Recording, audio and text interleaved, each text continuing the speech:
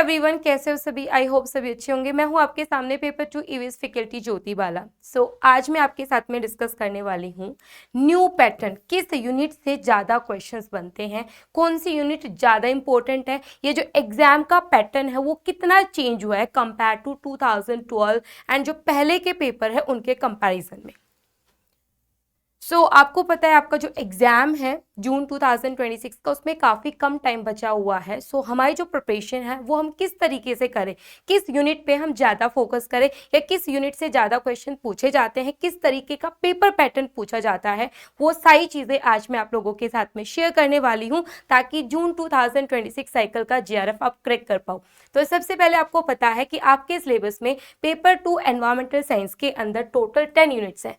हमारी जो first unit है बच्चा वो है fundamental of environmental science, second है एनवायरमेंटल केमिस्ट्री, थर्ड है एनवायरमेंटल बायोलॉजी, फोर्थ यूनिट है हमारी ईवीएस की environmental geo science, fifth unit है हमारी एनर्जी एनवायरमेंट, सिक्स्थ यूनिट है हमारी सबसे बड़ी unit environmental pollution and control, seventh है हमारी solid and hazardous waste management, हमारी जो यूनिट नंबर 8 है वो है EIA environmental assessment management and legislation. जितने भी रूल्स कन्वेंशंस आपके जो एक्ट है वो सारे इसी के अंदर आते हैं। फिर हमारी एक मैथमेटिकल यूनिट है, unit number 9 statistical approaches and modelling in environmental science, और लास्ट यूनिट है हमारी 10th कॉन्टेम्प्रेरी एनवायरमेंटल इश्यूज। अब किस यूनिट से कितने क्वेश्चंस पूछे जा रहे हैं या किस तरीके के क्वेश्चंस आ रहे हैं, कैसे पेपर को फ्रेम किया जाता है, तो सबसे पहले अगर मैं बात करती हूँ फंडामेंटल ऑफ एनवायरमेंटल साइंस, यहाँ पे सबसे ज्यादा जो क्वेश्चंस बच्चे आपसे पूछे जा रहे हैं वो आपके एक तो एटमॉस्फेरिक लेयर से क्वेश्चंस बनते हैं। ठीक है, एटमॉस्फेरिक लेयर से क्वेश्चंस बन रहे हैं, आपका लेक इकोसिस्टम से भी क्वेश्चंस आ रहे हैं कि जैसे आपका जो लेक है उसका stratification different type of layers में हमने लेक को डिवाइड किया है, लिथोस्फीयर की कंपोजिशन से क्वेश्चंस आता है, या एक और दो क्वेश्चंस आपका रिमोट सेंसिंग से आते हैं कि किस सैटेलाइट में कौन सा सेंसर लगा है, या फिर अगर मैं बात करूं मेट्रोलॉजिकल पैरामीटर्स की यूनिट 1 के अंदर, वहां से आपका न्यूमेरिकल भी पूछा जा सकता है प्रेशर से रिलेटेड, या फिर आपका मेट्रोलॉजिकल पैरामीटर में टाइप ऑफ ह्यूमिडिटी से क्वेश्चन आ सकते हैं। तो जो यूनिट 1 है उससे भी आपके काफ़ी सारे क्वेश्चंस पूछे जा रहे हैं। फिर हम बात करते हैं हमारी second unit environmental chemistry. Environmental chemistry भी काफ़ी इंपॉर्टेंट यूनिट है जहाँ पे आपका एक क्वेश्चन एनालिटिकल टेक्निक से आना ही आना है, या तो उसमें क्रोमेटोग्राफी से आपसे क्वेश्चन पूछ लेंगे, या फिर आपका जैसे STIR है या एनालिटिकल जो आपके टेक्निक्स है वहाँ से एक क्वेश्चन जरूर आता है, सैम टैम इस तरीके से। या फिर अगर मैं बात करूँ तो Henry low solubility of gas, ये भी आपका टॉपिक काफ़ी इंपॉर्टेंट है, आपका लॉ ऑफ थर्मोडायनेमिक्स से क्वेश्चंस आते हैं। हमारी जो सेकंड यूनिट है वहाँ से भी आपके काफ़ी सारे क्वेश्चंस बनते हैं। अब हम बात करते हैं जो सबसे बड़ी यूनिट है हमारी, वो है unit number 3 and unit number 6। जो यूनिट नंबर 3 है वो काफ़ी बेसिक यूनिट है, लेकिन जो क्वेश्चंस है उनका नंबर यहाँ से काफ़ी ज़्यादा है। लाइक आपका पॉपुलेशन इकोलॉजी से क्वेश्चन आना ही आना है। ठीक है, इसके अलावा अगर मैं बात करूं आपका इंट्रैक्शन से क्वेश्चंस आता है कम्युनिटी इकोलॉजी के अंदर, सक्सेशन से क्वेश्चन अब की बार भी आया हुआ था। या फिर अगर मैं बात करूं यहाँ पे जैसे बायोडाइवर्सिटी कंजर्वेशन है, बायोडाइवर्सिटी हॉटस्पॉट है, काफ़ी सारे इंपॉर्टेंट टॉपिक यहाँ पे है। या बायोटेक्नोलॉजी आपका यूनिट नंबर 3 में एक टॉपिक है बायोटेक्नोलॉजी, जहाँ पे आपका बायोफ्यूल्स एंड बायोसेंसर्स, बायोफर्टिलाइजर्स या बायोरेमिडिएशन, वहाँ से भी आपका एक या दो क्वेश्चन जरूर बनते हैं। जो थर्ड यूनिट है वो काफ़ी लेंथी है, अराउंड आपके 15 क्वेश्चंस यहाँ से पूछे जाते हैं। फिर हम बात करते हैं यूनिट नंबर 4 जो कि है आपकी एनवायरमेंटल जियो साइंस। अभी NTA का ट्रेंड कुछ इस तरीके से है कि जियो साइंस वाली जो यूनिट है वहाँ से भी आपके काफ़ी सारे क्वेश्चंस पूछे जाते हैं, जैसे कि टाइप्स ऑफ विंड है, या फिर मैं आपको बात करूँ बोन रिएक्शन सीरीज है रॉक एंड मिनरल्स के अंदर, आपका डार्सी लॉ है हाइड्रोलॉजी के अंदर। आपका जो यूनिट नंबर 4 है आज के टाइम पे यहाँ से आपके अराउंड 10 क्वेश्चंस पूछे जा रहे हैं। फिर हम बात करते हैं यूनिट नंबर 5 एनर्जी और एनवायरमेंट, यहाँ से अब की बार भी आपके न्यूमेरिकल पूछे गए थे। यहाँ पे जो क्वेश्चंस बनते हैं वो न्यूक्लियर एनर्जी से एक क्वेश्चन जरूर आता है आपका। ठीक है, इसके अलावा जो आपके नॉन रिन्यूएबल एनर्जी है फॉसिल फ्यूल से, वहाँ से एक क्वेश्चन बनता है, टाइप ऑफ कोल से क्वेश्चन बन सकता है, या किस फ्यूल की कितनी एनर्जी कंटेंट होती है। या फिर अगर मैं रिन्यूएबल एनर्जी की बात करूँ तो अब की बार भी आपका हाइड्रो पावर प्लांट से एक न्यूमेरिकल पूछा गया था, ठीक है। सो न्यूमेरिकल का जो पोर्शन है वो आपका रिपीटेड ही ट्रेंड था, जैसे पहले जो क्वेश्चंस आते थे उन्हीं की वैल्यूज को आगे पीछे करके क्वेश्चंस पूछे गए थे। सो यहाँ से न्यूमेरिकल पूछे जाते हैं यूनिट नंबर 5 से। देन हम बात करते हैं unit number 6। So unit number 6 अपने आप में सबसे लेंथी यूनिट है, अराउंड 20 क्वेश्चंस हमारी यूनिट नंबर 6 से पूछे जाते हैं, क्योंकि इसमें एयर पोल्यूशन भी है जो काफी इंपॉर्टेंट है। और एयर पोल्यूशन का एक क्वेश्चन आपका ग्लोबल वार्मिंग पोटेंशियल से आता है, ओजोन डिप्लीशन से आता है एंड एनवायरमेंटल स्टेबिलिटी से एक क्वेश्चन जरूर आता है। सो ये यूनिट अपने आप में काफी इंपॉर्टेंट है। नॉइज पोल्यूशन से क्वेश्चन आता है, वो भी रिपीटेड टॉपिक से ही क्वेश्चन बनते हैं नॉइज में भी। अब वाटर की बात करो तो वाटर में डीओ बीओडी मतलब जो आपके वाटर पैरामीटर्स है, सैलिनिटी, टर्बिडिटी, वहां से क्वेश्चंस बनते हैं। एंड अगर मैं बात करूँ सॉइल पोल्यूशन की, सो जो सॉइल पोल्यूशन है वहां पे टाइप ऑफ सॉइल से, सॉइल ऑर्डर से आपका जो क्वेश्चन है वो हर साल पूछा जा रहा है कि जो आपका सॉइल है उसमें टोटल 12 ऑर्डर है और किस ऑर्डर की एक्सप्लेनेशन क्या है, वहां से क्वेश्चंस बनते हैं। या अगर मैं बात करूं ऑर्गेनिक इनऑर्गेनिक कोलॉइड से क्वेश्चंस बन रहे हैं। आपका अब की बार भी जो क्वेश्चन था वो सॉइल पीएच से भी पूछा गया था। मतलब आप अगर पेपर का ट्रेंड देखोगे ना तो सारे प्रीवियस ईयर बेस्ड ही आपका पेपर पूछा गया था, ठीक है। एंड इसके अलावा आपका जो पेपर है दिसंबर 2025 का वो मैं आपको करा रही हूँ लाइव, ठीक है। सो एक एक क्वेश्चन को प्रॉपर तरीके से एक्सप्लेन कर रही हूँ, तो आपको वहां पे क्लियरली पता चल जाएगा कि पेपर जो है वो किस तरीके से फ्रेम किया गया था। इसके अलावा अगर हम बात करें तो यूनिट नंबर 7 है। यूनिट नंबर 7 काफ़ी छोटी है, लेकिन यहाँ से जो क्वेश्चंस आते हैं ना वो डायरेक्ट प्रीवियस ईयर ट्रेंड के बेसिस पे ही आते हैं।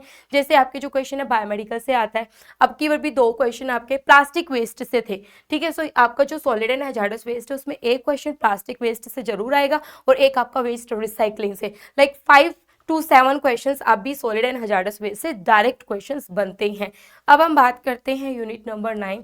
सो आपका जो यूनिट नंबर 8 सो EIA, सो अगर मैं 8 यूनिट की बात करूँ EIA, सो यहाँ पे आपका जो EIA नोटिफिकेशन 1994 और 2006 है वहाँ से आपके एक या 2 क्वेश्चन जरूर बनते हैं। अब की बार भी आपके क्वेश्चन से एक और दो क्वेश्चन पूछे गए थे, एक 1994 नोटिफिकेशन का था और एक 2006 नोटिफिकेशन का था। इसके अलावा जो क्वेश्चन यहाँ से बनते हैं वो आपके एक 42nd अमेंडमेंट है जिसमें हम आर्टिकल्स की बात करते हैं 51AG, 48A, 21, वहाँ से भी एक क्वेश्चन जरूर आता है। इसके अलावा कौन सा लॉ कब आया, कौन सा लॉ किससे रिलेटेड है, उसमें अमेंडमेंट कब हुई, एक्ट कब बना, ये सारी चीजें भी पूछी जाती है। या कन्वेंशन जैसे क्योटो प्रोटोकॉल है, मॉन्ट्रियल प्रोटोकॉल है, यहाँ से भी क्वेश्चंस बनते हैं। उसके बाद हम बात करते हैं हमारी यूनिट नंबर 9 स्टैट्स। सो स्टैट्स में न्यूमेरिकल पोर्शन काफी सारे पूछे जाते हैं और जो न्यूमेरिकल्स बनते हैं वो सारे आपके प्रीवियस ईयर बेस्ड ही बनते हैं। सो यूनिट नंबर आपकी जो 9 है वो भी काफी इंपॉर्टेंट है, क्योंकि पहले न्यूमेरिकल पोर्शन नहीं पूछे जा रहे थे, लेकिन अगर मैं अब की पेपर की बात करूं तो आपके अराउंड 15 न्यूमेरिकल्स पूछे गए हैं। अगर आप पेपर उठा के देखोगे तो अराउंड 14-15 क्वेश्चंस ऐसे थे जो आपको सोल्व करने पड़ेंगे और सारे क्वेश्चन प्रीवियस ईयर ट्रेंड के बेसिस पे ही थे। फिर हम बात करते हैं यूनिट नंबर 10।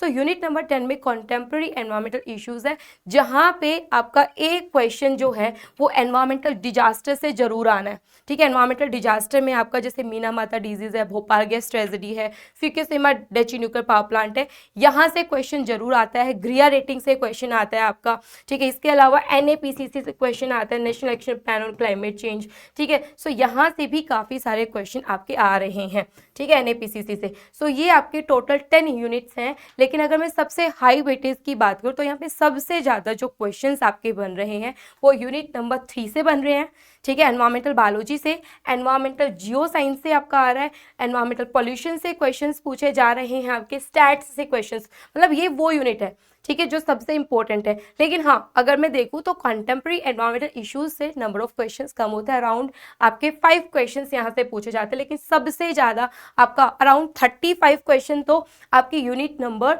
यहाँ पे एनवायरमेंटल बायोलॉजी 3 और यूनिट नंबर 6 अराउंड 25 क्वेश्चंस यहीं से बनते हैं, ठीक है, 35, 25 to 30 आप बोल सकते हो, 30 के अराउंड यहाँ से बनते हैं। ठीक है, सो अब अगर यहाँ पे हम देखें तो इसके अंदर मैंने सारी चीज़ें बताई हुई है कि आपकी किस यूनिट से कितने क्वेश्चंस बन रहे हैं। सो हमारा जो एनवायरमेंटल पॉल्यूशन है अराउंड 10 क्वेश्चंस यहाँ से आते हैं।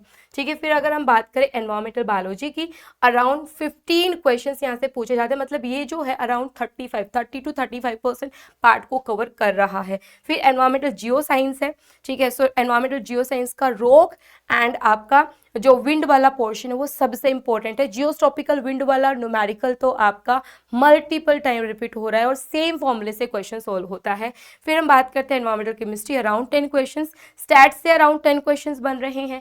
EIA और जो यूनिट नंबर 1 है फंडामेंटल, अराउंड 7-8 क्वेश्चंस यहाँ से बनते हैं। फिर हमारी जो यूनिट नंबर 5 है एनर्जी एंड सॉलिड वेस्ट, यहाँ से अराउंड 6 क्वेश्चंस बनते हैं। सबसे कम क्वेश्चन हमारी 10th यूनिट से बनते हैं, कॉन्टेम्प्रेरी एनवायरमेंटल इश्यूज। तो अगर आप प्रिपरेशन कर रहे हो, ठीक है, और अगर आपको कोई यूनिट टफ लगती है तो कौन सी यूनिट आपको स्किप करनी है, कहाँ से ज़्यादा क्वेश्चंस आ रहे हैं, आप इसके बेसिस पे डिसाइड कर सकते हो। ठीक है, इसके अलावा अगर मैं बात करूं कि किस तरीके के क्वेश्चंस बन रहे हैं, तो आपने देखा, अब की बार पेपर की बात करती हूं मैं, जो दिसंबर 2025 में पेपर पूछा गया था, वहाँ पे आपको मल्टीपल स्टेटमेंट वाले जो क्वेश्चन, जैसे हर बार पेपर आता है वैसे मल्टीपल स्टेटमेंट टाइप क्वेश्चंस देखने को मिले थे। सीक्वेंसिंग से काफ़ी सारे क्वेश्चंस थे, जैसे अगर मैं बात करूँ मोह हार्डनेस स्केल से क्वेश्चन था, बोन रिएक्शन सीरीज से क्वेश्चन था, सीक्वेंसिंग से। ठीक है, इसके अलावा कुछ न्यूमेरिकल्स भी ऐसे थे कि आपको 4 ऑप्शन देके उनके वैल्यूज़ को अरेंज करना पूछा गया था इंक्रीजिंग डिक्रीजिंग ऑर्डर के अंदर। ठीक है, इसके अलावा मैच द फॉलोइंग से भी काफ़ी सारे क्वेश्चंस पूछे जा रहे हैं। सो असर्शन रीजन बीच में बिल्कुल नहीं आ रहे थे, लेकिन अब की बार भी जो असर्शन रीजन थे ना, इतने इजी क्वेश्चंस थे कि आपको पता है कि असर्शन रॉन्ग है, ठीक है, तो आप इजीली क्वेश्चन सोल्व कर सकते हो। आपको पता है रीजन रॉन्ग है तो भी आपका एक ही ऑप्शन बनता है, ऑप्शन नंबर सी। ठीक है, A true R false, इस तरीके से। सो मैक्सिमम जो क्वेश्चंस थे ना वो A true R false या A false R true से ही थे, तो असर्शन रीजन भी काफी इजीली फ्रेम किए गए थे। ठीक है, एंड न्यूमेरिकल्स, यस गाइज, अब की बार आपका जो पेपर का पैटर्न है वो जैसे पहले पेपर आता था वैसे ही फ्रेम किया गया था। अराउंड 14-15 न्यूमेरिकल्स पूछे गए थे। अब माइंड में ये होता है कि मैम न्यूमेरिकल्स कहाँ से करें, तो डोंट वरी, जितने भी प्रीवियस ईयर में न्यूमेरिकल्स आए हुए हैं सभी के लिए मैराथन्स में लॉन्च करूंगी, एक एक न्यूमेरिकल्स में आपको सोल्व कराऊंगी, ताकि अगर आपके प्रीवियस ईयर के बेसिस पे पेपर फ्रेम किया जाता है तो आपके सारे न्यूमेरिकल्स करेक्ट हो। एंड सबसे कम जो क्वेश्चंस थे वो 1 लाइनर वाले क्वेश्चंस थे। तो आपको जो प्रिपरेशन करनी है तो आपको ध्यान रखना कि किस तरीके के क्वेश्चंस ज़्यादा पूछे जा रहे हैं। मतलब अब आप न्यूमेरिकल्स को स्किप नहीं कर सकते। ठीक है, अब आप न्यूमेरिकल्स को स्किप नहीं कर सकते क्योंकि न्यूमेरिकल्स भी आपका एक अच्छा पोर्शन कवर करता है। ठीक है, और आपको पता है रीडिंग कॉम्प्रीहेंशन आपके RC 2 पूछे जा रहे हैं, तो टोटल 10 क्वेश्चंस आपके होते हैं RC से। ठीक है, सो ये आपका पेपर का पैटर्न है जो दिसंबर 2025 के अकॉर्डिंग फ्रेम किया गया था। और पूरा का पूरा पेपर अगर आप सोल्व करो अभी तो पूरा आपका प्रीवियस ईयर क्वेश्चन बेस्ड था। ठीक है, प्रीवियस ईयर क्वेश्चन आपको सारे निकालने पड़ेंगे 2012 से लेके 2025 तक, क्योंकि पेपर इसी तरीके से previous year questions, previous year pattern को उठा के, क्वेश्चन को उठा के उसी कॉन्सेप्ट को घुमा फिरा के पूछा गया था। ठीक है, सो हम अब जो प्रिपरेशन करेंगे तो नए टॉपिक तो हमें करने ही है, डेफिनेटली हमें डीपली पोर्शन तो करना ही है, लेकिन साथ में हमें प्रीवियस ईयर क्वेश्चन भी करने हैं, उनके कॉन्सेप्ट भी क्लियर करने हैं। ठीक है, सो ये था किस तरीके का पेपर पैटर्न आ रहा है, किस यूनिट की कितनी वेटेज है। अगर आप भी जून 2026 की प्रिपरेशन कर रहे हो, JRF को क्रैक करना चाहते हो, तो आपको पता होना चाहिए कि हमें कौन सी यूनिट पे ज़्यादा फोकस करना है, कहाँ से ज़्यादा क्वेश्चंस आ रहे हैं। सो आई होप आपको आज का जो टॉपिक है वो हेल्पफुल लगा होगा। Thank you.